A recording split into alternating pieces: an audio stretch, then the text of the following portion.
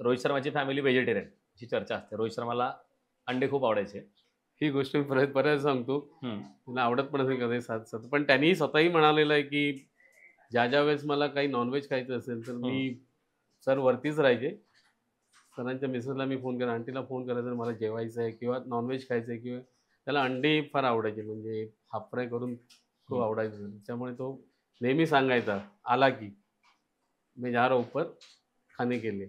मग मिसेस त्याला सगळे अंडे वगैरे बनवून द्यायची.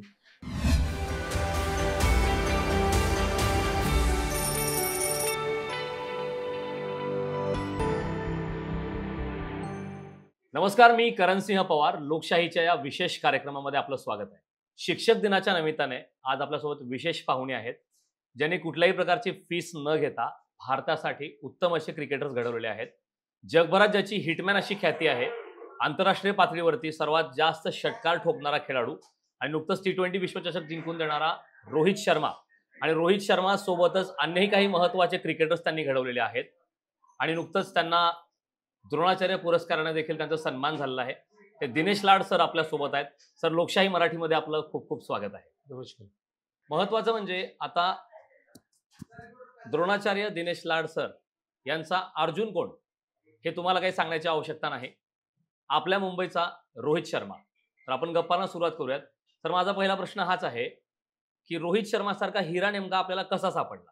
मी बऱ्याच वेळा या गोष्टी सांगत गेलेलो आहे, पण आता तुम्ही म्हणताय तर मला सांगावंच लागेल कदाचित. 1999 साली बोरोवली स्पोर्ट्स कल्चर असोसिएशन म्हणून त्या लोकांनी समर कॅम्प ऑर्गनाईज केले आणि त्या ठिकाणी रोहित प्रॅक्टिस करत होता. आणि त्यावेळेस त्यांनी काहीतरी अंडर 12, अंडर 14, अंडर 16 अशा काही टुर्नामेंट ऑर्गनाईज केलेल्या. आणि अंडर 12मध्ये आम्ही शाळेची टीम टाकलेली, स्वामी विवेकानंद इंटरनॅशनल स्कूल. आम्ही फायनलला आलेलो आणि रोहित ज्या टीममध्ये खेळत होता, ज्या कॅम्पमध्ये होता, त्यांची टीम फायनलला आलेली. मॅच 10 ओव्हरची मॅच होती. त्यांनी काहीतरी 67 रन बनवले टीमने पूर्ण. इसवी सन सांगू शकाल कुठल्या इयरची? 1999 सर. मे 1999. त्यांनी 67 रन बनवले. रोहितने नाही, पूर्ण टीमने 10 ओव्हरमध्ये संघाचे.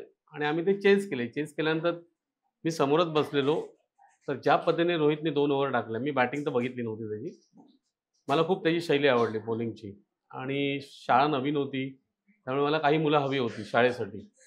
त्याच्यामुळे मॅच संपला, मी त्याला बोलवलं, त्याला विचारलं तुझं नाव वगैरे. त्यांनी सांगितलं रोहित शर्मा.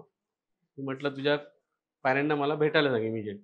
तो म्हणे माझे पॅरेंट इकडे राहत नाही. मग तू इथे काय करतो? पॅरेंट म्हणजे डोंबिवलीला राहतात, मी काकांकडे राहतो. इकडे MSG काकांकडे राहत होतो. नेमके काका तिकडे होते त्याचे, रवी अंकल म्हणून. त्यांना मी बोलवलं. त्याने सांगितलं की तुमचा पुतण्या मला आवडलेला आहे, जर तुम्हाला इंटरेस्ट असेल तर तुम्ही शाळेमध्ये घेऊन या, आपण ॲडमिशन करू.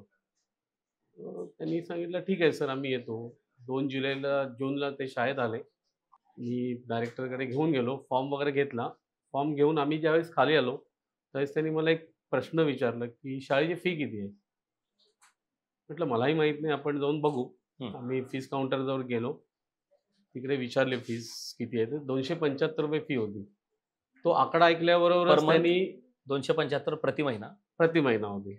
आणि तो आकडा गेला, त्यांनी इमिजिएटली सांगितलं सर ॲडमिशन नको आम्हाला. म्हटलं अरे 275 फी आहे, तुम्ही ॲडमिशन नको म्हटलं. म्हणजे आम्ही पैसेच भरू शकत नाही एवढे. आणि आता ज्या शाळेत जातो तिकडे ₹30 फी आहे.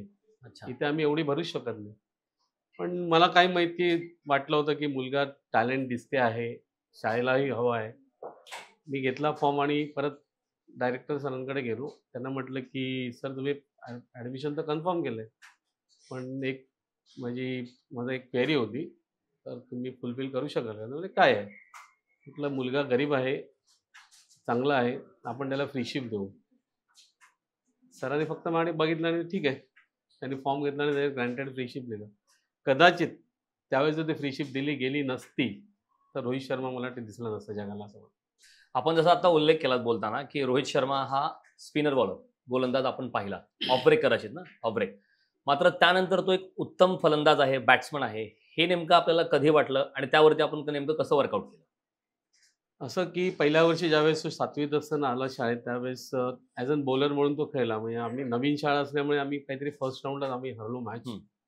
सेकंड इयरला काय झालं की तो 8वीत गेल्यामुळे मी त्याला अंडर 16 टीममध्येही ठेवला आणि अंडर 14मध्ये पण ठेवला. आणि अंडर 16 टीमची आमची हॅरिस शील्डची प्रॅक्टिस लवकर चालू होती, म्हणजे ऑक्टोबरला चालू होती ती. एक दिवस मी प्रॅक्टिसला येताना गेटवर एक मुलगा मी बघितला नॉकिंग करताना. म्हणजे ओके.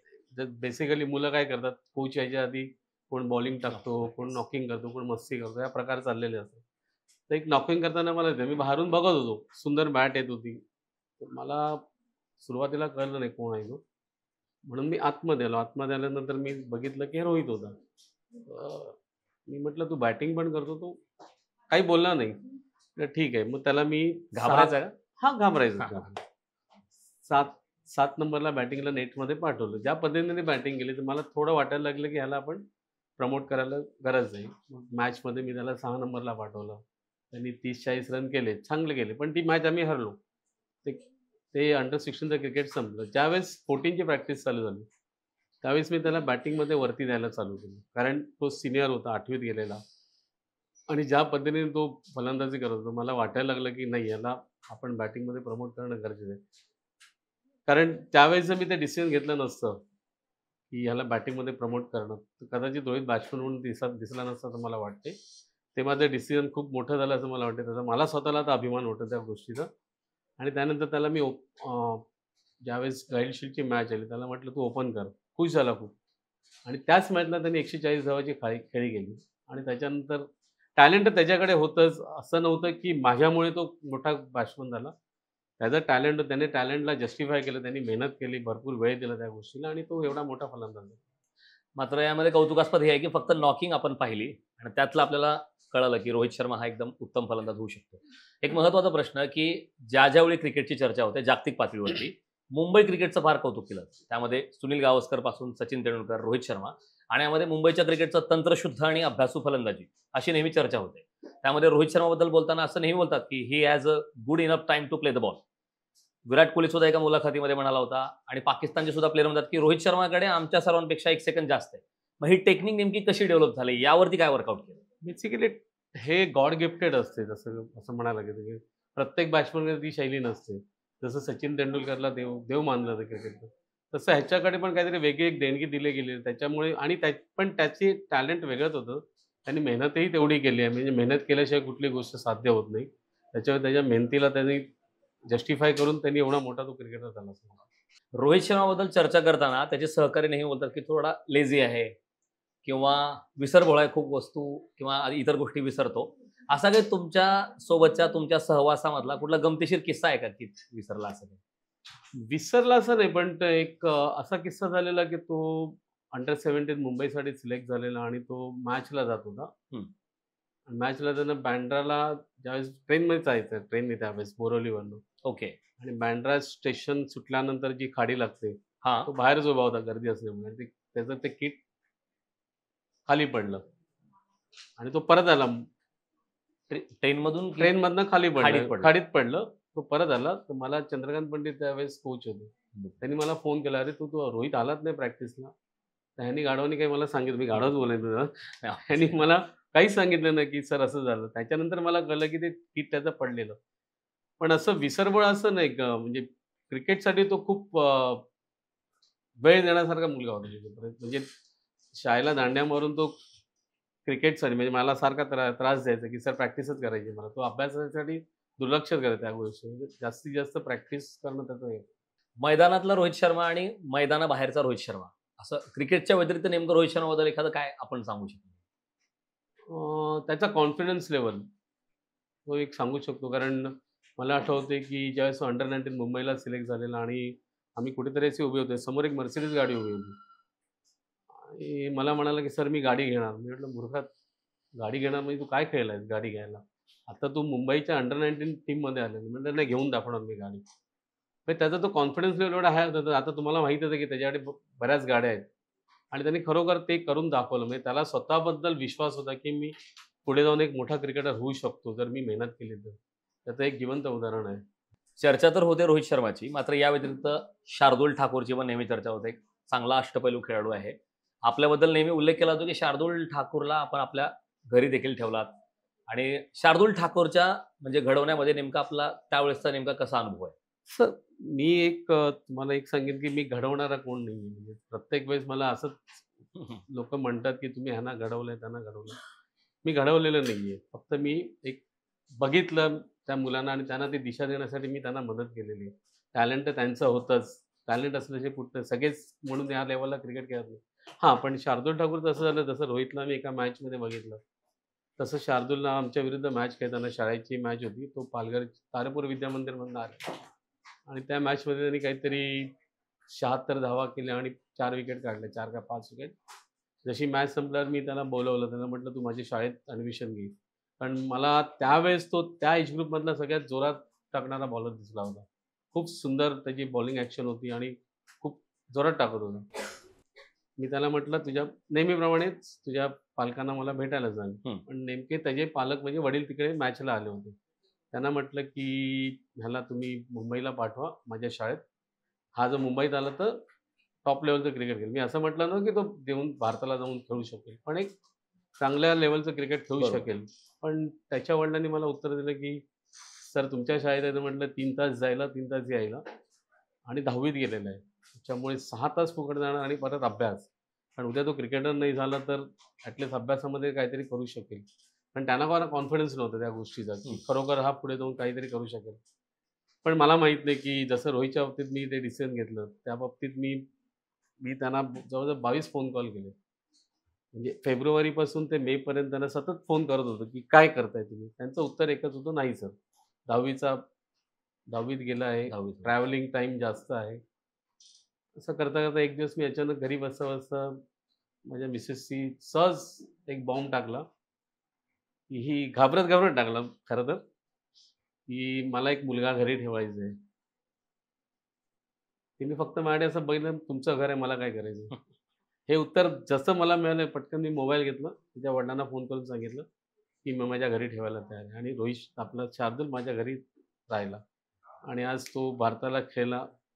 आता आपण जसं म्हणालात, की बऱ्याच पालकांना अशी भीती असते, की स्पर्धाचं क्रिकेटमध्ये खूप जास्त स्पर्धा आहे, कॉम्पिटिशन आहे. आपण त्या क्षेत्रात पुढं करिअर होईल का अशी भीती असते. मात्र आपण अगदी कमी कालावधीमध्ये अगदी चांगल्या पद्धतीने ओळखलात या क्रिकेटर्सना, की हे उत्तम खेळू शकतात. ही आपल्याकडे कला आहे. मात्र बऱ्याच पालकांचा कल असा असतो, की अभ्यास असेल किंवा क्रिकेट असेल. यामध्ये कुठल्या पालकांना नेमकं आपण काय मेसेज द्याल किंवा काय करणं योग्य राहील? कारण त्यामध्ये खूप टाईम इन्व्हेस्ट झाल्यानंतर मग त्याचे परिणाम वेगळे दिसतात. ते मॅसेज तर असा देईन, कारण मी ज्या पद्धतीने आतापर्यंत म्हणजे मी माझ्या मुलाचंच सांगतो तुम्हाला. हं. ज्यावेळेस तो 6 वर्षाचा होता, त्यावेळेस मी डिसिजन घेतलं, की ह्याला क्रिकेटरच बनवायचं, काही होऊन दे. भले अभ्यास नाही. मी असं म्हणत मनात मनात म्हटलं होतं, अभ्यास त्याला करायलाच लावला. पण असा विचार केलेला, कारण ते माझं डिसिजन होतं, की त्याला करायचं. आणि आज सुदैवाने तो मुंबईसाठी खेळला, इंडिया ए वगैरे IPL. खेळला. पण अजून दुर्दैवाने तो भारताला खेळलेला नाहीये. अजूनही मला वाटते, की तो भारताला खेळेल पुढे मागे. पण पालकांना मी एवढंच सांगेन, की मी नेहमीच ॲडवाईस करतो पालकांना. माझ्याकडे बरीच पालक येतात. ज्यावेळेस येतात त्यावेळेस मी बघितल्यानंतर मी त्यांना सांगतो, की एक प्रकारची लॉटरी आहे ही. तुम्ही असं समजा, की लॉटरी लागू शकते, नाही लागू पण शकते. कारण शेवटी त्याची मेहनत, तुम्ही त्यांनी दिलेला वेळ, टॅलेंट असते, पण टॅलेंटबरोबर त्यांनी मेहनत पण करणं महत्त्वाचं आहे. त्याचं डेडिकेशन पाहिजे, फोकस पाहिजे त्या गोष्टीमध्ये. तर केलं तर कदाचित चांगला क्रिकेटर होऊ पण शकतो, असं की नाही. आणि बरेच क्रिकेटर माझ्या जवळ शाळेचे 95 मुलं मुंबई स्टेटला आतापर्यंत खेळली आहेत त्यावर, डिफरंट एज ग्रुपमध्ये. पण ते माझ्यामुळे खेळलेले नाहीत. त्यांच्या त्या कर्तृत्वामुळे, त्यांच्या टॅलेंटमुळे आणि पालकांनी दाखवलेल्या विश्वासामुळे खेळलेले आहेत. परंतु आता काय झालंय, की आता प्रत्येक पालकांना असं वाटतंय, की पालकांसाठी एक मोठा म्हणजे हा हे आहे, सांगण्यासारखी गोष्ट आहे, की प्रत्येक पालकांना असं वाटतं, की माझा मुलगा जाऊन क्रिकेटरच व्हावा. त्याचं कारण काय तर IPL. म्हणजे आज एखाद्या IPL प्लेयरला तुम्ही बघताय, की तो काहीच केला नसेल, म्हणजे फर्स्ट क्लास क्रिकेट जरी खेळला आणि त्याला 3 करोड, 4 करोड, 10 करोड अशा पण गोष्टी मिळालेल्या आहेत. बरोबर. त्याच्यामुळे प्रत्येक पालकाला वाटते माझा मुलगा डॉक्टर नाही झाला चालेल, इंजिनियर, MB नाही झाला तर इंजिनियर काही. पण तो क्रिकेटर झाला तर करोडो रुपये घेऊन येईल. आणि ती चुकीची गोष्ट नाही. मी असं म्हणत नाही, की ती चुकीची गोष्ट आहे. परत आपण मुलांच्या भवितव्याचाच विचार करतो. पण त्याच्यासाठी त्या मुलाकडे टॅलेंट असणं गरजेचं आहे. टॅलेंट असेल तरच ती झेप घ्यावी. अदरवाईज क्रिकेट हा totally waste of time game आहे असं मी म्हणेन. जर तुम्ही क्रिकेटच्या मागे लागलात, तर शिक्षणाला पण बट्ट्याबोळ होतं आणि ते करिअरची वाट लागते. त्याच्यामुळे पॅरेंटना मी एवढंच सांगेन, की तुम्ही टॅलेंट असेल तर क्रिकेटच्या मागे लागा, अदरवाईज क्रिकेटच्या मागे लागू नका. आणि दुसरी गोष्ट म्हणजे कोचेसना पण मी सांगतो, नेहमीच सांगतो, की पॅरेंटना तुम्ही मिसगाईड करू नका. पॅरेंटना उलट सांगा, की या मुलाकडे एवढंच क्रिकेट आहे, तेवढाच तो खेळू शकतो. जर टॅलेंट नसेल तर बरेच हल्ली काय झालंय, हल्ली असं वाटतं का सर आपल्याला, इंटरप्ट करतो, की आर्थिकदृष्ट्या जर विचार केला तर काही कोचेस मुद्दामहून त्या पॅरेंटला आशा दाखवतात, हा गुड चांगला खेळू शकतो, ही शॉट अशी तशी कौतुक करून मग त्या सर्व घडामोडीचा परिणाम हा होतो की त्या विद्यार्थ्याचं, त्या मुलाचं टाइम वेस्ट होतं आणि त्या ठिकाणी त्यांना योग्य गायडन्स मिळलं जात नाही. फक्त आपल्या अकॅडमीला ॲडमिशन हवंय म्हणून त्यांचं कौतुक करणाऱ्या मुलांचं कौतुक. असं काही घडतं का? असं काही तुमच्या पाहण्यामध्ये असं काही? आता मी नेहमीच म्हणतो, की माझ्या विरुद्ध मला वाटते पूर्ण मुंबईमध्ये 99% कोचेस माझ्या अगेन्स्ट आहेत. त्याचं कारण काय मी स्पष्ट बोलतो म्हणून. मी प्रत्येक कोचेसना सांगतो, की तुम्ही मिसगाईड करू नका. मी मगाशी म्हटल्याप्रमाणे, की तुम्ही असं सांगू नका, की हा मुलगा पुढे जाऊन मोठं क्रिकेट खेळू शकतो. पण काही कोचेस तसं करतात आणि त्या मुलाच्या करिअरची वाट लावतात आणि ते फ्रस्ट्रेशनमध्ये टाकतात मुलांना किंवा पॅरेंट पण. त्याच्यामुळे पॅरेंटना मी तेच ॲडवाईस करतो, की मुलाकडे टॅलेंट असेल, योग्य कोचकडे पाठवायचं. त्यांनी सांगितलं, की खरोखर हा पुढे जाऊ शकतो, तरच तुम्ही चान्स घ्या, तरच घेऊन या. बेसिकली आता काय झालं, की अंडर-14, अंडर-16 मध्ये जर मुलगा सिलेक्ट नाही झाला. माझ्याकडे बरीच मुलं अशी आहेत, जी अंडर-14 पण खेळलेली नाही आहेत, अंडर-16 पण एक पुढे जाऊन 19 खेळलेली आहेत, 22 खेळलेले आहेत, रणजी ट्रॉफी पण खेळलेली आहेत. आपल्याला वेळ देणं गरजेचं आहे त्या गोष्टीला. तेवढं पेशन्स असणं गरजेचं आहे. पण पॅरेंटना आता पेशन्स राहिलेले नाहीत. पॅरेंटना पटकन उडी मारून तो खेळलाच क्विक. पाहिजे असे. त्याच्यामुळे काही कोचेस मिसगाईड करतात. हे चुकीचं आहे, पण प्रत्येकाची शैली वेगळी आहे कोचिंगची करायची काय मी त्या त्या कोचेसना मी दोष देऊ शकत नाही. परंतु एवढंच ॲडवाईस करू शकतो, की तुम्ही पॅरेंटना फक्त व्यवस्थित सांगा, की या मुलाकडे एवढंच टॅलेंट आहे आणि तो तेवढंच क्रिकेट खेळू शकतो. आता बऱ्याच वेळी चर्चा होते की यशस्वी व्हायचं असेल तर हार्ड वर्क, टॅलेंट हा तर मुख्य भाग आहे. यासोबतच लक फॅक्टर पण मॅटर करतो. बऱ्याच वेळी क्रिकेटच्या अंतर्गत राजकारणाची पण चर्चा होते. असे कुठले आपल्या माहितीस्तव खेळाडू किंवा कोणी आहेत का जे खूप चांगलं क्रिकेट खेळू शकले असते, ते गुणवत्तापूर्ण आहेत, मात्र त्यांचं एकतर बॅड लक झालं किंवा काही अंतर्गत क्रिकेटमधलं राजकारण, असं काही सांगू शकाल? तर मला तर वाटत नाही. मी आता मुंबईसाठी गेली 4-5 वर्ष कोचिंग करतो आहे. मुंबईचे अंडर-14 केलं, अंडर-16 अंडर-19ला आहे. परंतु मला असं कुठे दिसलेलं नाही, की राजकारण त्याच्यामध्ये येतंय. हां, लक फॅक्टर महत्त्वाचा आहे. लक फॅक्टर तर पाहिजेच. तुम्हाला एक जिवंत उदाहरण म्हणजे रोहितचंच देतो तुम्हाला, की ज्यावेळेस रोहितला पहिल्याच वर्षी त्याची चर्चा झाली, त्याला भारतासाठी सिलेक्शन होणार. मला वाटते मुलाखत पण घेऊन गेले 2 दिवस आधी, की कन्फर्म रोहित टीममध्ये येतोय. मी त्यांना म्हटलं, "अरे आता घेऊ नका." "नाही, नाही 100% होतोय. आम्हाला चॅनलवर स्टोरी द्यायची आहे," म्हणून सांगून मुलाखत करून घेऊन गेले. ज्यावेळेस बांगलादेश टूरची टीम निघत होती, त्यावेळेस आम्ही आणि रोहित शाळेतच बसलेलो. जशी टीम निघाली आणि रोहितचं नाव आलं, तर एकदम नर्व्हस झालो त्यावेळेस. तर मी म्हटलं, "अरे तुझी चर्चा तर झाली. ॲटलीस्ट तुझ्याबद्दल विचार तर केला गेला. परंतु तुला घेतलं नाहीये, ठीक आहे." आणि नंतर काय झालं, की लक फॅक्टर मी त्या करतो. लक फॅक्टरचा तुम्हाला एक किस्सा सांगतोय हां, की अ, मनोज तिवारी त्या टूरला सिलेक्ट मनोज झालेला तिवारी. 2008च्या टूरला आणि मनोज तिवारी खेळता-खेळता पडला काहीतरी प्रॅक्टिसमध्ये आणि त्याचा डिस्लोकेट झाला हात. त्याच्यामुळे आयर्लंड टूरला रोहित शर्मा टीममध्ये आला. म्हणजे हा लक. लक असणं फार महत्त्वाचं आहे क्रिकेटमध्ये असं मी बोलू शकतो. 100%. रोहित शर्माबद्दल जर सांगायचं झालं तर रोहित शर्माची फॅमिली व्हेजिटेरियन ही चर्चा असते. रोहित शर्माला अंडे खूप आवडायचे आणि बऱ्याच वेळी तो त्याच्या मित्रांच्या घरी किंवा आपल्या गुरूंच्या घरी जाऊन त्याबद्दल नेमकं काय सांगाल? अशी ऐकण्यासाठी उत्सुकता आहे. ही गोष्ट मी बऱ्याच सांगतो. हं. मला आवडत पण असेल कधी साथ-साथ. पण त्यांनी स्वतःही म्हणालेलं आहे, की ज्या वेळेस मला काही नॉन-व्हेज खायचं असेल, तर हं. मी सर वरतीच राहायचे. सरांच्या मिसेसला मी फोन केला, आंटीला फोन करायचा मला जेवायचं आहे किंवा नॉन-व्हेज खायचं आहे किंवा त्याला अंडे फार आवडायचे म्हणजे हाफ फ्राय करून खूप हं. आवडायचं. त्याच्यामुळे तो नेहमी सांगायचा आला की, "मैं जा रहा हूँ ऊपर खाने के लिए." मग मिसेस त्याला सगळे अंडे वगैरे बनवून द्यायची. त्याला आवडते. म्हणजे नॉन-व्हेज त्यांच्याकडे ब्राह्मण आहे त्याच्यामुळे त्यांच्याकडे नॉन-व्हेज चालायचं नाही. भविष्यामध्ये असा कुठला आपल्याला कर्णधार नेमका आपलं कुठल्या खेळाडूमध्ये आपण पाहताय, की रोहित शर्मासारखा तो भारताचा कर्णधार होऊन एक वेगळ्या पातळीवरती भारताच्या क्रिकेटला घेऊन जाईल असं? असं कुठलं क्रिकेटर सध्या वाटतो का आपल्याला? मुंबईच्या बाबतीत म्हणायला गेलं तर श्रेयस अय्यर आहे जो चांगला क्रिकेटर, चांगला कर्णधार होऊ शकतो भारताचा फ्युचरमध्ये नाही केलं तर. बाकी तर आता सध्याच्या घडीला तर मला दिसत नाही असं कोण होतं. विषय ज्यावेळी निघतो महिला क्रिकेटचा, की महिला क्रिकेटचा दर्जा हा उंचावणे अत्यंत महत्त्वाचा आहे आणि सध्या आपण काही मॅचेस पाहिल्यात. आताच नुकतंच आशिया कप झालं. महिला क्रिकेटर्सनी खूप चांगला परफॉर्म केलं. नेमक्या काय गोष्टी करणं आवश्यक आहे आणि आपल्याकडे कोणी असे महिला क्रिकेटर्स आलेत का या संदर्भात गाईडन्स घेण्यासाठी? ते महिला क्रिकेटर बऱ्याच येतात असं नाही पण आता बघायला गेलं तर महिला क्रिकेटला पण चांगलं बघितलं जाते. कारण आता बघितलं तर मेन्स क्रिकेटबरोबर वुमेन्स क्रिकेटला पण तेवढंच BCCI कडनं पैसे दिले जात आहेत. आधी नव्हते, आता आधी झाले. तेवढे नव्हते, नव्हते, आधी हा. सुरुवातीला नव्हते. ह्या गेली 3-4 वर्षामध्ये भयंकर त्यांची वुमेन्स प्रीमियर लीग पण चालू गेलेली आहे. इव्हन त्यांना बाहेर पण जाऊन T20 क्रिकेट खेळायला मिळते. त्याच्यामुळे BCCI कडने त्यांना खूप सपोर्ट मिळतो असं वाटतं. आणि आता महिला क्रिकेटमध्ये पण चांगलं आहे, म्हणजे तुम्ही जर चांगलं टॅलेंट असेल तर तुम्ही क्रिकेटमध्ये इंटरेस्ट घेणं. आता सध्या मी एक मुलगी नडियाद आहे गुजरातमधली, तिथली एक मुली मी अडॉप्ट केलेली आहे, 11 वर्षाची आहे. असं मला वाटतं की फ्युचरला जाऊन ती देशासाठी खेळू शकेल, असं टॅलेंट तिच्याकडे. पण शेवटी कसं आहे की टॅलेंटपेक्षा तुम्ही दिलेला वेळ महत्त्वाचा आहे, तुमचे पेशन्स हे महत्त्वाचे आहेत. तसं केलं तर टॅलेंटला तुम्ही चांगलं वाव देऊ शकता असं मला वाटतं. आपण जरी खेळाडू घडवत नसाल असं आपण म्हणत असाल तरी हे खरं आहे की आपण घडवता. या रिलेटेड एक प्रश्न असा आहे की आता आपण म्हणलात की गुजरातमधली महिला क्रिकेटर जे स्वप्न घेऊन आता तयारी करतायत, अडॉप्ट केला आपण अनेक महाराष्ट्रातलेही मराठवाड्यातले किंवा ग्रामीण भागातले खेळाडू दत्तक घेतलेत. महाराष्ट्राच्या क्रिकेटचा दर्जा उंचावा, भारताच्या प्लॅटफॉर्मवरती, मोठ्या इंटरनॅशनल प्लॅटफॉर्मवरती यांनी क्रिकेट चांगलं खेळावं असा आपण प्रयत्न करताय. द्रोणाचार्य पुरस्काराने आपल्याला सन्मानित करण्यात आलं. शासनाकडनं या संदर्भातली काही दखल सध्या घेण्यात येते का, किंवा काय या गोष्टी आणखीन करणं आवश्यक आहे जेणेकरून महाराष्ट्राचा क्रीडा क्षेत्रात दर्जा उंचावेल? हा प्रश्न मला खूप आवडला तुमचा. हा गरजेचं उलट मी तुम्हाला सांगणार होतो.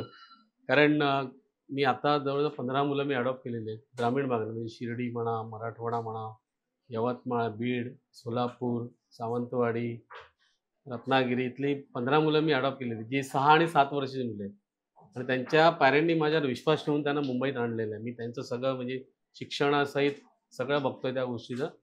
पण माझी एकच तुमच्या माध्यमातून मी महाराष्ट्र शासनाला सांगू इच्छितो, कारण लास्ट इयरला मला बोरवलीमध्ये एक ग्राउंड आहे, गोपीनाथ मुंडे क्रीडा संकुल म्हणून, ते मिळालेलं होतं मुख्यमंत्र्यांच्या सहीमुळे काहीतरी. ते मला BMC कडनं, पण ते रेंटेड होतं, जिचं रेंट मला 1,70,000 रेंट होतं. तुम्हाला तर माहिती आहे मी गेली 28 वर्ष या क्षेत्रामध्ये पैसे न घेता काम करतो, त्याच्यामुळे ते मला भारी पडलं होतं. पण तरी पण आम्ही ते काही ॲडजस्ट करून ते करत होतो. पण त्याच्यानंतर त्या ग्राउंडचं टेंडर निघालं गेलं. टेंडर ओपन होऊन आता जवळजवळ 1.5 महिना झाला आहे, परंतु अजूनही काही त्याचं झालेलं नाही. मला काहीच कळत नाही की असं का होतं आहे, कारण मी सतत त्याचा पाठपुरावा करते पण तिकडून काय रिस्पॉन्स येत नाही आहे. तर मला भीती वाटते की ते ग्राउंड माझ्या हातून दुसऱ्याला कोणाला देण्याचा प्रयत्न केला जातो आहे का, असं मला वाटायला लागलं आहे. तर मी शासनाला, म्हणजे मुख्यमंत्री साहेबांना, एकनाथ शिंदे साहेबांना किंवा फडणवीस साहेबांना किंवा अजित पवार साहेबांना हीच विनंती करतो की ते ग्राउंड मला जर दिलं तर रोहित शर्मासारखे अजून अनेक काही खेळाडू, मी रोहित शर्मा म्हणत नाही, पण त्याच्यासारखे सिमिलर आहे जी मुलं, खरोखर जी मी टॅलेंट जे बघितलेलं आहे, अशी मुलं मी महाराष्ट्राला, मुंबईला आणि महाराष्ट्राला देऊ शकतो. तर शासनाने जर मदत केली तर, कारण खूप महत्त्वाचं आहे. मला कधी कधी काही वाटते, मी बोलणं चुकीचं आहे की आज द्रोणाचार्य म्हणून मला हे द्रोणाचार्य अवॉर्ड मिळाला, म्हणजे माझ्या गुरुंना 1990 साली आचार्य सरांना हे अवॉर्ड मिळालेलं आहे आणि 32 वर्षानंतर हे अवॉर्ड मला मिळालं. म्हणजे महाराष्ट्राला 32 वर्षानंतर हे अवॉर्ड मिळालं क्रिकेटमध्ये, तरी शासनाने त्याची काही दखल घेतलेली नाही. मला माझ्यासाठी काहीच नको आहे. मला हवं आहे की जी मुलं माझ्याकडे आहेत त्यांना जर चांगली फॅसिलिटी दिली तर पुढे मागे तेही रोहित शर्मा होऊ शकतात असं मला वाटतं. रोहित शर्माचे गुरु आपण आहात. आपण आता म्हणालात आपले गुरु आचरेकर सर. नेमकं आचरेकर सरांचे असे कुठले गुण आहेत जे आपण इम्प्लिमेंट केले आणि त्या आठवणी सगळ्या आपल्या आहेत, आपल्याला त्याचा खूप फायदा झाला? खरंच फायदा झाला, कारण मी ज्यावेळेस क्रिकेट खेळायचो, मी गल्लीबोळात क्रिकेट खेळायचो, तर माहीमला राहत होतो आणि त्यावेळेस माझ्या इथल्या एका सिनियर मुलांनी 10वी नंतर मला म्हणा, तू काय सारखा गल्लीमध्ये खेळ, तर तुला मी आचार्य सरांकडे घेऊन जातो. त्याचे कोणतरी मित्र होते जे आचार्य सरांचे मित्र होते, तर मला घेऊन गेले. मला सरांनी सांगितलं ठीक आहे, मी अनवाणी होतो, म्हणजे चप्पल घातली होती, काय करतोस म्हटलं, बॅटिंग बॉलिंग दोन्ही करतो, टेनिस बॉल खेळायचो. त्यांनी मला 2-3 शॉट्स खेळायला लावले, बघितलं, बॉलिंग टाकायला लावली, बॉलिंग टाकलं, म्हटलं ठीक आहे उद्यापासून ये. पण उद्यापासून ये पुढचं काय, कारण माझ्याकडे काहीच नव्हतं, परिस्थिती एकदम गरीब परिस्थिती होती, माझ्याकडे कपडेही नव्हते, शूज नव्हते. तर सरांनी सांगितलं ठीक आहे तू उद्या ये. सरांनी त्यांच्या घरचे कपडे आणले, म्हटलं हे थोडे अल्टर करून घे, मला 400 रुपये दिले, हे घे 400 रुपये, जाऊन शूज घे. आणि माझ्यासारख्या अनेक अगणित मुलांना सरांनी म्हणजे फ्री कोचिंग दिली होती. म्हणजे त्यावेळेस मला आठवतं माझ्याकडे 7 रुपये पण नव्हते फीज भरायची, आणि सर कधी असे कोणाकडनं फीज घ्यायचे नाही, कोणी आणून दिले तर ते करायचे. तोच प्रकार मी आता करतोय असं मला वाटते. कदाचित सरांनी जे हे केलं, त्यांची जी परंपरा मी चालू ठेवली असं मला वाटते आणि ती मी शेवटपर्यंत ती चालूच ठेवणार आहे. की परत शासनाला तुमच्या माध्यमातून परत सांगतोय, जर ते ग्राउंड जर मला मिळालं तर मी अजून बरेच क्रिकेटर भारतासाठी देऊ शकतो. थोडक्यात महाराष्ट्राच्या क्रीडा क्षेत्रामध्ये दर्जा उंचावण्यामध्ये खूप मोठी मदत होऊ शकते. दक्षिण आफ्रिकेचा वेगवान गोलंदाज मकाय अँटनी. आता दक्षिण आफ्रिका विरुद्ध भारत मॅच असली की भीती वाटायची. मकाय अँटनी असतील, शॉन पॉलक, काही वेगवान गोलंदाज.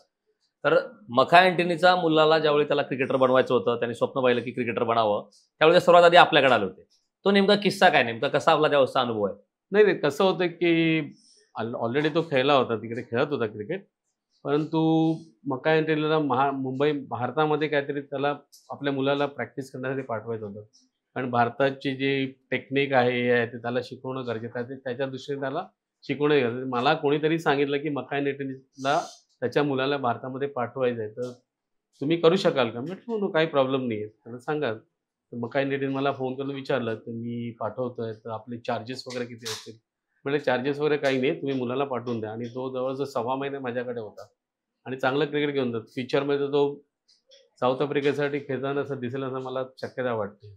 रोहित शर्मा आता इंटरनॅशनल क्रिकेटमध्ये ज्यावेळेस डेब्यू झालं, त्याचं पदार्पण झालं, मात्र त्याच्या आधी रोहित शर्माची अशी कुठली एक खास इनिंग आपल्याला आठवते का, जी खूप इम्पॅक्टफुल होती आणि त्या गोष्टीचा खूप प्रभाव राहिला? बेसिकली मला त्याच्या इनिंग्स शाळेच्या असताना मला खूप आवडलेल्या होत्या. म्हणजे बऱ्याच इनिंग्स मी बघितलेल्या आहेत. मी एक छोटासा किस्सा सांगतो की असं झालं की आम्हाला क्वार्टर फायनलला क्वालिफाय व्हायचं होतं आणि आम्ही 250 चेस करत होतो आणि त्यावेळेस आमच्या 30ला 4 विकेट गेलेल्या. 50 षटकाची मॅच. 50 षटके 50 गेल्या. षटकाची. 30ला 4 विकेट गेल्या होत्या. तर मी त्याला निरोप पाठवला की रोहित, काही परिस्थितीतून आपल्याला ही मॅच जिंकायची आहे, तू जिंकून द्यायची आहे. तर त्यांनी 170 धावाची खेळी केली. ती खेळी बघितली आणि त्याच्यानंतर मी बऱ्याच म्हणजे मुंबईच्या सिलेक्टर्सना सांगितलं, मुंबईतल्या बऱ्याच लोकांना सांगितलं की या मुलाकडे वॉच करा, हा मुला फ्युचरमध्ये आपल्या मुंबईचा स्टार होणार. आणि ॲक्च्युअली तसं घडलं. बऱ्याच इनिंग त्यांनी केलेल्या. त्याच्यानंतर एक इनिंग अशी झाली की आपण CB सिरीज खेळत होतो ऑस्ट्रेलिया अगेन्स्ट, आणि CB सिरीज आपण 22 वर्षात कधी जिंकलं नव्हतं तिकडे ऑस्ट्रेलियामध्ये. तर रोहितने एक 67 धावाची खेळी केली. म्हणजे सचिनने सचिनचे पहिले ऑस्ट्रेलियामध्ये 100 झालेले त्यावेळेस. ओके. तर ती एक इनिंग मला सगळ्यात चांगली वाटली. त्या इनिंगवरनं मला वाटलं की तो पुढे जाऊन चांगला मोठा क्रिकेटर होईल. त्यांच्या कॉलनीमध्ये म्हणजे शाळेच्या वयापासून नंतर खूप अशा कंप्लेंट आल्या होत्या, म्हणतात की काचा फुटल्या, असं काही? हां, तो तिकडे, कारण त्याचं सकाळ संध्याकाळ खेळण्याशिवाय दुसरं काही त्याला पर्यायच नव्हतं. सतत खेळत राहिला. त्याच्यामध्ये त्यांनी शाळेच्या पण प्रिन्सिपलच्या केबिनच्या पण काचा फोडलेल्या आहेत. पण प्रिन्सिपल ॲग्री व्हायचे, कारण मी त्यांना सांगायचो की हा पुढे जाऊन तुमचं नाव करणार आहे. त्याच्यामुळे त्याला कधी शिक्षा केलीच गेली नाही. त्याच्यामुळे काचा भरपूर फोडलेल्या. क्रिकेटर घडतात, चांगला क्रिकेट खेळतात देशासाठी, हे खरं आहे. मात्र हल्ली काही क्रिकेटर आपण पाहतोय, एनर्जी ड्रिंकची ॲड आहे, पान मसालाची, जंगली क्रिकेट, काय रम्मी वगैरे अशी ॲड करतात. हे काय म्हणजे पटतंय का, किंवा ह्या गोष्टीमध्ये काय बदल आवश्यक वाटतं? ह्याबद्दल मी भाष्य करत सुरू होते. त्यांचं पर्सनल हे आहे, त्याच्यामुळे ह्या गोष्टीबद्दल भाष्य करत होतो. एक महत्त्वाचा प्रश्न की आता क्रिकेटर एखादा खेळत असताना त्याचा क्रिकेटमध्ये बॅड पॅच येतो क्रिकेटरला बऱ्याच वेळी. कधी तो एन्जॉय झाला, जखमी झाला तरी बॅड पॅच असतो. कोच, आपण एक कोच म्हणून कोचच्या आयुष्यामध्ये असं काही कधी बॅड पॅच येतो का, किंवा नेमकं चॅलेंजेस काय असतात? ते डेफिनेटली, कारण परत रोहितबद्दलच बोलतो मी. ज्यावेळेस 2007ला रोहितने डेब्यू केला, त्याच्यानंतर 2009 पर्यंत तो चांगला परफॉर्मन्स, म्हणजे तो 6-7 नंबरला बॅटिंग करायचा, म्हणजे चांगला खेळ करायचा. परंतु 2009ला तो ज्यावेळेस बँड्राला शिफ्ट झाला, ज्यावेळेस तो बोरोलीत होता, त्यावेळेस रेग्युलर प्रॅक्टिस पण माझ्याबरोबर चालू होती त्याची. बँड्राला शिफ्ट झाल्यानंतर थोडं डायव्हर्शन झालं, क्रिकेटकडे दुर्लक्ष झालं त्यावेळेस त्याचं. त्याच्यामुळे बॅड पॅच त्याला भरपूर आला. परंतु भारताचे सिलेक्टर त्याला चान्स देत होते, परंतु त्याच्यातूनही तो सावरला जात नव्हता. आणि 2011च्या वर्ल्ड कपच्या टीमच्या बाहेर तो गेला त्यावेळेस. म्हणजे विराट कोहली त्याच्यानंतर येऊन टीममध्ये बरोबर खेळला होता. तर टीम निघण्याच्या वेळेस तो माझ्याकडे येऊन मला म्हणाला की सर क्या आहे, मेरे को लिया नाही. म्हटलं अरे लिया नाही म्हणजे तू काय केलंयस? तुझा परफॉर्मन्स तू बघ, तू काउंट कर, गेली 2 वर्षाचा परफॉर्मन्स कर, तू काय केलेलं आहेस? तू काहीच 9 ते 11. 9 ते 11 तू काहीच केलेलं नाही आहेस. तुझा 10चा ॲव्हरेज आहे. तर तू क्रिकेटला वेळ नाही दिलास तर तू संपून जाईल. तुला कोणी विचारणार, फक्त टॅलेंट तुझ्याकडे आहे, पण तू वेळ देत नाही. तर त्यावेळेस त्यांनी मला प्रॉमिस केलेलं की सर ह्याच्यानंतर तुम्हाला कधीच त्रास होणार नाही, माझा म्हणजे माझ्याबद्दल कंप्लेंट येणार नाही. की त्यांनी काय केलं, त्याच्यानंतर तो रोज BKC ला प्रॅक्टिसला जायला लागला. म्हणजे सकाळी 7ला जायचा, तो संध्याकाळी 5 वाजेपर्यंत प्रॅक्टिस करायचा. आणि त्याच्यामुळे तुम्ही जर बघितलं असेल की 2011 नंतर त्याचा ग्राफ जो वाढला, तो ग्राफ कधी खाली आलाच नाही, तो वाढतच गेला. म्हणजे 3 डबल सेंचुरीज म्हणा, टेस्ट डेब्यूला 100 म्हणा, T20मध्ये मॅक्झिमम 100 म्हणा, ह्या सगळ्यात 2011 नंतर, कारण त्यांनी त्या गोष्टीला वेळ दिला. म्हणजे बॅड पॅचमधून सावरायचं असेल तर तेवढं आपल्याला वेळ पण देणं गरजेचं आहे. त्याच्यातून बाहेर पडणं गरजेचं असतं. मी असं ॲडवाईस करतो. सिद्धेश लाड जे उत्कृष्ट फलंदाजी करतात, टेक्निकबद्दल त्यांची चर्चा होते. पदार्पणात त्यांनी एक लेग साईडला षटकार देखील केला, तो ओपनिंग सोबत रोहित शर्मा सोबत मुंबई इंडियन्स IPLला. काय सांगाल नेमकं भविष्यात सिद्धेश लाड आणखीन कुठल्या प्लॅटफॉर्मवर पाहायला आपल्याला मिळतील? मी तर सुरुवातीपासून असं बघत होतो की तो कधीच भारताला खेळायला पाहिजे, पण दुर्दैव मी म्हटल्यामुळे लक फॅक्टर, लक जर असेल तर मला वाटते गावस्कर सरांनी पण एकदा कॉमेंट्स केले त्याच्याबद्दल की सिद्धेश लाडला अमोल बुजरुंगर म्हणू नका, कारण ज्यावेळेस तो परफॉर्मन्स करतो त्याला मुंबईचा संकटमोचन म्हटलं जाते. आताही म्हटलं, तेव्हाही म्हटलं जात होतं, कारण ज्या वेळेस मुंबई 30ला 3 किंवा 40ला 5 अशा गोष्टींनी त्यांनी मुंबईला सावरलेलं आहे. त्याच्यामुळे त्याला क्रायसिस मॅन ही पदवी दिली गेलेली आहे. परंतु त्याला तेवढा चान्स अपॉर्च्युनिटी मिळाली नाही जशी अपॉर्च्युनिटी त्यावेळेस इंडिया एला पण त्याला घेतलं जात नव्हतं. त्यावेळेस गावस्कर सरांनी पण सांगितलेलं की अमोल बुजरुंगर दुसरा बनू नका, सिद्धेश लाडला चान्स देणं गरजेचं आहे. तर परंतु आताही मला होप्स आहेत. आता तो 31 वर्षाचा आहे. कदाचित 1-2 वर्षात तो भारतासाठी खेळताना दिसेल असं मी विचार करतो. गुरु किंवा कोच कधी रिटायर्ड होतो का? कोच हा कधीच रिटायर होत नाही, मला असं वाटते. कोचची भूक कधीच संपत नाही. प्रत्येक कोचला वाटते की माझा प्रत्येक मुलगा जाऊन देशासाठी खेळावा आणि देशासाठी त्याने नाव करा, हेच त्या कोचची इच्छा असते, बाकी काही. जसे आई वडील विचार करतात मुलाच्या भवितव्यात, तसं कोच पण त्या मुलाच्या भवितव्याचा विचार करतो. म्हणजे कोच कधीच रिटायर होत नाही. एक महत्त्वाचा आणि शेवटचा प्रश्न की दिनेश लाड सर, सध्या आपलं नेमकं डेली रुटीन काय आणि महाराष्ट्रामध्ये भारतामध्ये क्रीडा क्षेत्र क्रिकेट हे याचा दर्जा उंचावण्यासाठी नेमकं काय करणं आवश्यक आहे? आपले काय नेमके प्रयत्न असतात? आपलं स्वप्न काय नेमकं या संदर्भात? मी मगाशीच सांगितलं तुम्हाला, माझं स्वप्न एकच आहे, शासनाने मला ग्राउंड द्यावं. बाकी स्वप्न बाकी मुलांची मी पूर्ण करू शकतो जर मला ग्राउंड जर मिळालं तर. कारण माझा रुटीन आहे, सकाळी उठायचं, ग्राउंडवर जायचं, दुपारी यायचं, जेवायचं, दुपारी परत जायचं, संध्याकाळी यायचं, थोडा आराम करायचं, जेवायचं, झोपायचं, परत सकाळी उठून ग्राउंडवर जायचं. हाच माझा रुटीन आहे. आपला वैयक्तिक प्रश्न की आपली क्रिकेटची आवड नेमकी कशी झाली? मी म्हटल्याबरोबर क्रिकेट हा म्हणजे ज्यावेळेस मी माहीम म्हणजे जवळजवळ शिवाजी पार्क एरियात होतो, क्रिकेटचं मला आवडच होती. मी लहानपणापासून क्रिकेटच्या मागेच होतो. परंतु परिस्थितीमुळे मी काही करू शकलो नाही आणि जसं सांगितल्याप्रमाणे सरांकडे गेलो, सरांनी मला मदत केली. मला जॉब पण क्रिकेटमुळे लागला रेल्वेला. आणि ॲक्च्युअली मी ॲक्सिडेंटली कोचिंगमध्ये आलो. म्हणजे मी ठरवलं ना, मी कोच बनून असं ठरवलं. माझे एक मित्र आहेत नितीन परुळेकर म्हणून. जसं एप्रिल मे मध्ये बऱ्याच ठिकाणी कॅम्प्स होतात, तर प्रबोधन गोरेगावला कॅम्प्स होते. मला त्यांनी विचारलं की तू कोचिंग करशील का? माझ्यासाठी शॉकिंग होतं ते, कारण मी विचारच कधी केला नव्हतो. कोच म्हणजे काय हा विचारच केला नव्हता. पण तो म्हणाला नाही रे, फक्त यायचं, कॅच प्रॅक्टिस जायची आहे. कारण प्रत्येक कॅम्पला 600-700 मुलं असतात, तर त्यांना कोचेस पाहिजे असतात. अच्छा. 20-20, 25-25 मुलं दिली, तशी मला 25 मुलं दिली. मी कोचिंग चालू केली. मला माहित नाही मी काय करत होतो, ते मलाच कळत नव्हतं ते. इसवी सन कुठलं नेमकं वर्ष? हे 2003 ची गोष्ट आहे. 2003ला प्रबोधन गोरेगावला. आणि मग कॅम्प संपला, एप्रिल मेच्या दिवशी संपला. आम्हाला ₹550 मिळाले. आणि मॅच प्रॅक्टिस हे झालं, फंक्शन संपल्यानंतर मला सेक्रेटरीने बोलावलं गेलं तिथल्या प्रबोधन गोरेगावच्या. मला विचारलं की तुम्ही रेग्युलर कोचिंग. माझ्यासाठी ते ॲक्च्युअली शॉकिंग होतं, कारण मलाच माहीत होतं मी काय केलं की मला रेग्युलर, कारण एवढे आम्ही जवळजवळ 19 कोचेस होतो आणि 19 कोचेस मलाच त्यांनी बोलून विचारलं तुम्ही रेग्युलर कोचिंग कराल का? आणि माझ्या आयुष्यातला तो टर्निंग पॉईंट झाला असं मला वाटते. त्याच्यानंतर मी कोचिंगमध्ये जास्त लक्ष द्यायला लागलो. आणि माझ्या आयुष्यातला दुसरा एक टर्निंग पॉईंट म्हणजे 1998 साली ज्यावेळेस शाळेला मी कोचिंग करत होतो. 95 साली शाळेला कोचिंग चालू केली. 98 साली आमची मॅच शारदाश्रमवर, म्हणजे गुरु शिष्या विरुद्ध खेळत होते, एका विरुद्ध खेळत होते. सर माझ्या बाजूला बसलेले असेल सर, आणि मी इकडेच बसलेलो, आणि आम्ही शारदाश्रमला हरवलं. शारदाश्रम टॉपची स्कूल. आपण त्या मॅच मध्ये काय बॅटिंग? मी नव्हतो, म्हणजे अच्छा, शाळेची टीम होती आमची. मी कोच होतो शाळेला. तेव्हा सरांनी माझ्या पाठीवर नुसते हात मारला असा. मला क्रिकेट क्षेत्रात राजू म्हणून जास्त बोललं, राजू वेल डन. अच्छा. तर त्या आयुष्यातले माझी कलाटणी झाली असं मला वाटते आणि त्याच्यानंतर मी पूर्ण वेळ क्रिकेटला देऊन आज एवढा मोठा कोच होऊ शकतो. तर हे दिनेश लाड सर, ज्यांच्याशी आपला एकदम दिलखुलास असा संवाद झाला, चर्चा झालेली आहे. लोकशाही मराठीच्या वतीनंही आपल्याला खूप साऱ्या शुभेच्छा की आपल्या माध्यमातून रोहित शर्मा, अष्टपैलू शार्दूल ठाकूर सारखे अनेक असे दिग्गज खेळाडू भारताच्या संघात अजून एक मुलगा माझा जो म्हणजे असं वाटते मध्ये तुम्हाला थांबणं चुकीचं वाटते मला, पण मी सगळ्यात लकी क्रिकेट कोच असेल पूर्ण जगातलं असं मला वाटते.